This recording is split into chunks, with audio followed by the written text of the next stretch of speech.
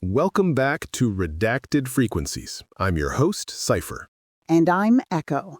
Today, we're opening a file with a title that sounds like it was pulled from the darkest corner of the internet. The cult that runs Hollywood. It's a massive claim, we know. But before you write this off, we want to be very clear. This episode isn't about wild speculation. We're sticking to documented evidence and public testimony. Exactly. We want to unpack the central question. When people call Hollywood a cult, what do they actually mean? Is it just a powerful metaphor for a broken system, or something more tangible? Let's start with the metaphor. In 2018, actress Rose McGowan wrote a piece for The Guardian where she laid it all out. She called Hollywood a cult, plain and simple. And her description was chillingly accurate. She talked about the systemic silencing of victims, the demand for absolute loyalty to powerful figures, and the career-ending punishment for anyone who dared to dissent. It's a powerful framework from a true insider. But is it a literal cult? Academics have weighed in on this. A 2022 paper, Persona Cults versus Popularity, actually makes a crucial distinction. Right. It explains that there's a difference between just being a popular celebrity and being the leader of a true personality cult. A real cult leader has what's called charismatic authority and a symbolic elevation that places them above scrutiny. So it's one thing to have fans and another to have unquestioning followers. This is where we bridge the gap from metaphor to reality, because sometimes literal cults operate within Hollywood itself. And there's no better example than the Buddhafield cult, which many will know from the documentary Holy Hell. This wasn't a metaphor. This was a real-world cult that thrived for over 2 decades inside Hollywood's acting and wellness circles. The metaphor became reality right under everyone's noses. And as we saw with Buddhafield, that story isn't an anomaly. It's a symptom. The desire for fame, for a community, for a higher purpose. It makes Hollywood exceptionally fertile ground for these high-control groups to take root. Exactly. It's not just about 60s communes either. This dynamic is constantly reinventing itself. Take a much more recent grassroots example, documented in the 2025 film Cypher and Echo. It follows Shia LaBeouf's acting collective. Right. What started as this idealistic communal art project, it devolved. The documentary lays out how Shia LaBeouf's charismatic leadership warped into verbal and physical abuse. He even admitted to developing a god complex at the center of it all. It's a perfect case study of how easily artistic idealism can be corrupted by unchecked power. And it shows that these dynamics can spring up anywhere, even in small, alternative spaces. But what if the cult isn't centered on a single, flawed personality? What if the cult is an institution, a massive, powerful, and secretive one? Now we're getting into the deep state of Hollywood. The 2022 documentary, Theaters of War, exposes this perfectly. Its core thesis is staggering. For decades, the US military and the CIA have had a direct hand in shaping Hollywood scripts, offering access to military hardware and locations in exchange for narrative control. They call it the military entertainment complex. And when you look closely, the characteristics are chillingly cult-like. There's intense secrecy, strict ideological gatekeeping over the scripts they approve, and a complete intolerance for any story that deviates from their pro-military message. It's absolute narrative control on a global scale. So you see the two faces of this problem. On one hand, you have the personality-driven cults like Buddhafield or the Cypher and Echo collective, born from charisma and vulnerability. But on the other, you have this massive institutional machine, the Pentagon's partnership with Hollywood, operating with the same principles of control, just on an unimaginable scale. Both are real, and both are running the show from behind the curtain. So, we've been talking about a different kind of cult. Not one built around a single person, but around an institution.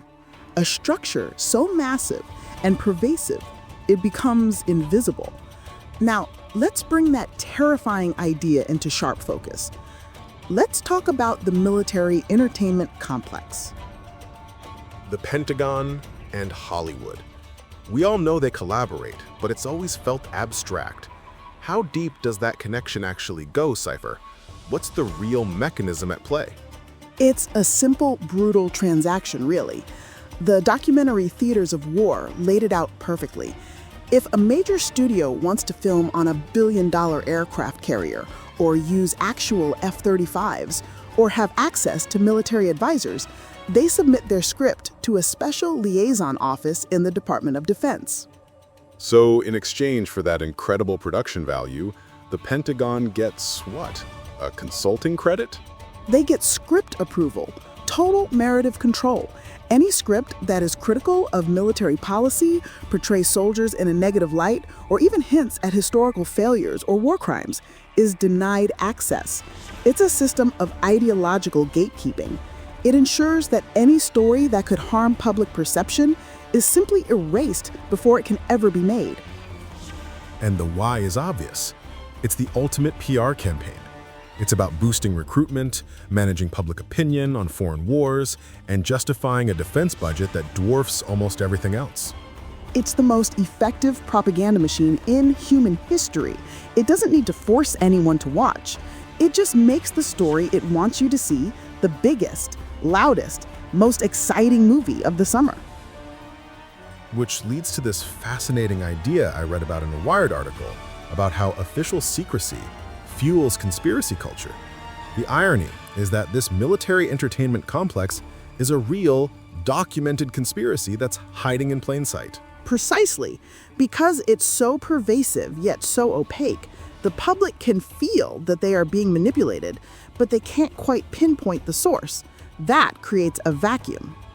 And into that vacuum rush all the wilder, more outlandish theories we hear about. The blood-harvesting elites, the secret societies. Because when people sense a real conspiracy that can't prove, their minds invent something that can match the scale of that unease.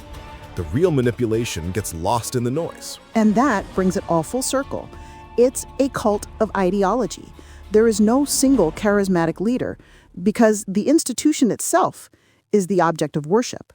It demands loyalty and, most importantly, narrative purity from the most powerful storytellers in the world. And they comply because the price of admission to the biggest stage on Earth is telling the story you're told. So we've talked about institutional control, the almost military-grade precision with which the entertainment complex manages its message. But that control matrix extends down to the personal level, to the charismatic leaders and powerful executives. In both cases, the entire structure depends on one thing: the enforcement mechanism. How do they ensure absolute compliance? How do they make sure the secret stays secret? It comes back to the point Rose McGowan made, which we opened with: systemic silencing and punishment for dissent. The primary tool for this isn't brute force, it's paperwork, specifically the Non-Disclosure Agreement, or NDA. It's the legal chain used to lock every tongue in Hollywood. Exactly. A Financial Times article put it perfectly, headlining that Hollywood's abuses are enforced by a legal machine. These NDAs are not about protecting trade secrets or intellectual property. They are contracts designed to purchase silence. They create a culture of fear, where the threat of financial ruin and legal entanglement hangs over the head of anyone who might dare to speak out. And the consequence of that legal machine is a pervasive, suffocating silence. It's more than just a legal barrier, it becomes psychological. People are afraid to talk, even to each other. They fear that one wrong word could mean career suicide. In cult terminology, they face excommunication. If you break the silence, you aren't just sued, you are blacklisted, cast out, and erased from the industry. And it is in that legally enforced silence that abuse thrives. When there is no fear of consequence, when victims are legally gagged and whistleblowers are professionally executed, the powerful can operate with total impunity. This applies equally to the leader of a small, bizarre sect and the head of a major studio. The system is engineered to shield the powerful and sacrifice the vulnerable. The silence is their armor. It's a vicious, self-sustaining cycle. The secrecy, enforced by NDAs, guarantees the silence. The silence enables the abuse to continue unchecked, and the abuse generates more secrets that need to be kept. This three-part mechanism, secrecy, silence, and abuse, is the engine that keeps the entire cult of Hollywood running. It's how the powerful stay powerful. You're talking about kids' television, specifically the horrifying revelations that came out of the Quiet on Set documentary, exposing the environment at Nickelodeon in the 2000s. Exactly. The bright colors, the laugh tracks, the family-friendly branding, it creates this powerful shield. This veneer makes the very idea of abuse almost unthinkable to the public and even to the parents who have entrusted their children to this system. And at the center of it, you have a classic charismatic leader figure in showrunner Dan Schneider, but his followers weren't adults seeking enlightenment. They were a uniquely vulnerable population, child actors.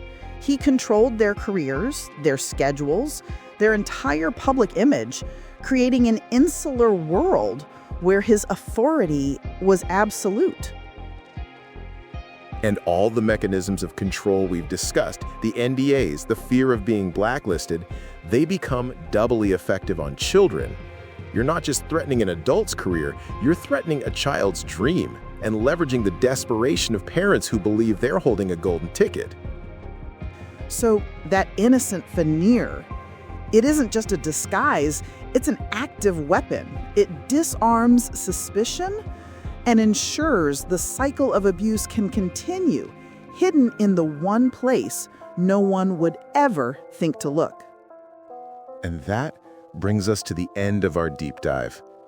We started with Hollywood as a metaphor for a cult with Rose McGowan, then saw it become a literal reality with the Buddha Field. We examined institutional control through the military entertainment complex and the legal machinery of silence with NDAs. And finally, we saw its most disturbing manifestation, hidden in plain sight, in children's television. It all points to our central thesis. The cult that runs Hollywood isn't one single organization. It's a system, a replicable model of power, secrecy, and silence that manifests in different pockets of the industry. The names and faces change, but the goal is always the same: to protect the powerful at the expense of the vulnerable. It's a chilling reminder to always look beyond the screen, beyond the glamour, and ask, what's really holding the set together? Join us next time on Redacted Frequencies when we investigate the story of the decade, how one YouTuber faked his own death and got away with it. Until then, this has been Redacted Frequencies. I'm Cypher. And I'm Echo. Stay vigilant.